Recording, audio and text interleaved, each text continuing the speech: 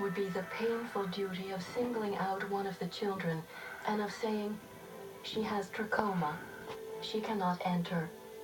The mother and the rest of the children would have to return to Europe with the diseased one, and until the boat sailed, the father, wretched and unhappy, would haunt the detention quarters while his family kept up a constant wailing and crying. Dr. Victor Heiser, United States Public Health Service. In order to bring a family over, the father made arrangements with various banks and so on, and bought a passage at a great sacrifice, because these fathers who were here lived on practically nothing but a herring and a piece of bread. And they worked very hard in sweatshops and brought their family over. Now, some of them have 5 and 7 children. Well, they had to pay for every child. For most, it was momentarily traumatic, but they passed through rather quickly. But for those who were held for medical reasons, the ordeal was just beginning.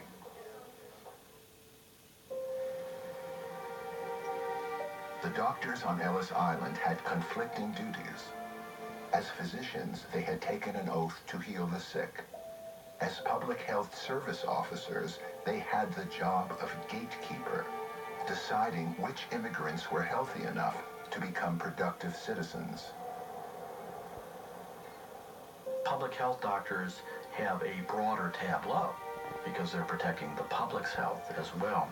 But there was something worked into the system, because if you were sick, they then treated you, which was remarkable. If you were terribly ill, or not even that terribly ill, it didn't just end at the inspection and you were told to go home. You were cared for, sometimes cured, and sometimes stabilized until you could go home.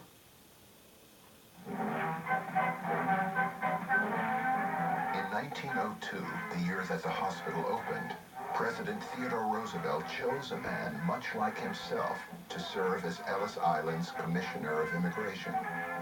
William Williams was an Ivy League-educated patrician who had served with Roosevelt in the Spanish-American War.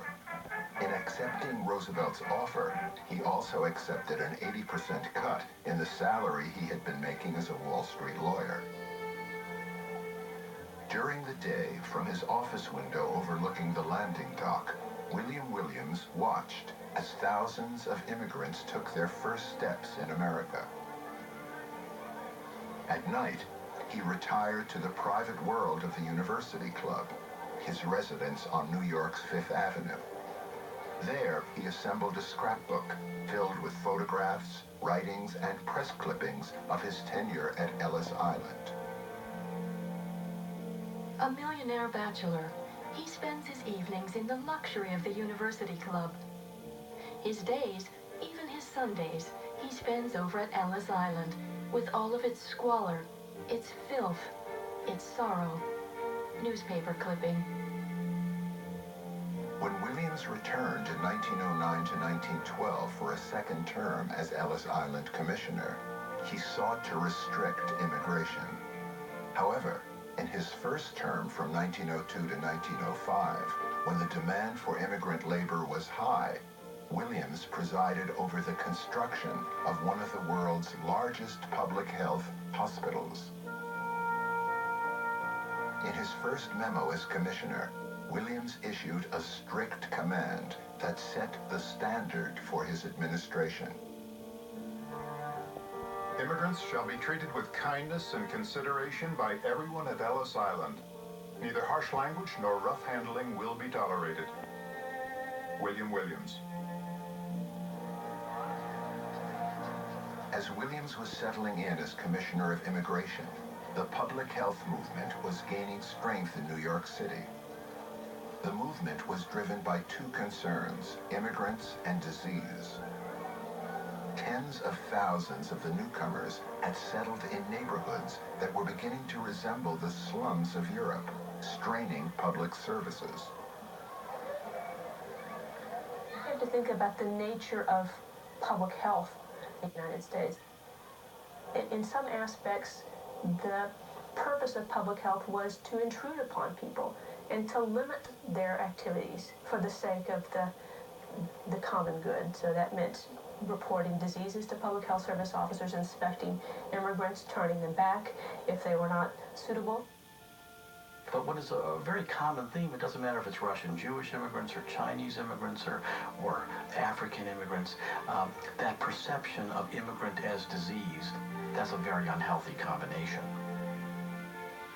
To me it was like the House of Babel, because there were so many languages and so many people and everybody huddled together, and it was so full of fear. It was pathetic, because the ones that were being held there could be deported. And so we lived in the constant fear that they could be deported.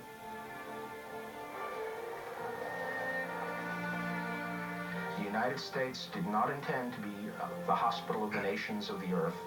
It did not intend to be burdened by these newcomers.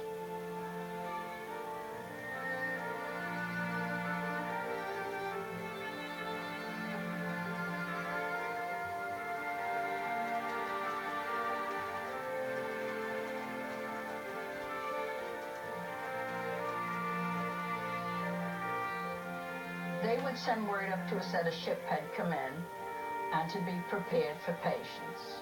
And then they used to call them, I guess, runners, and they would bring 2 or 3 patients up to you, and then you would have this big long room with a bathtub and a big table, and you had a chart where you wrote down their name and their number. We got on the boat. I had a wonderful time on the boat. By the time we came to New York, we had somehow the experience in Ellis Island had aged us. We didn't want to sing anymore. We were all grown up.